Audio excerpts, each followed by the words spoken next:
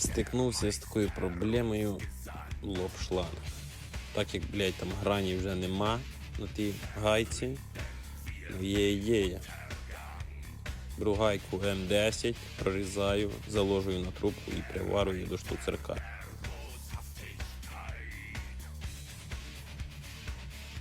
Приварив гайку і все, блядь, відкрутилося. Кому була корисна та інформація, ставте лайк.